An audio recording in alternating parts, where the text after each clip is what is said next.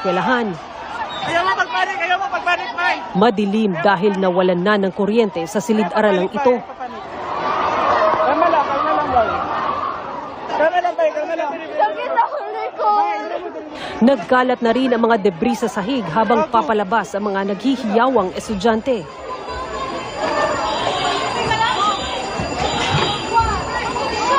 Lord! Kita rin kung gaano kalakas ang lindol sa kuhang ito.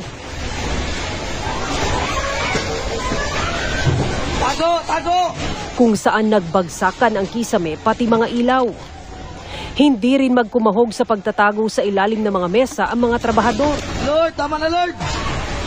Lord! Tama na, Lord! Balot din ng takot habang lumabas sa madilim na fire exit.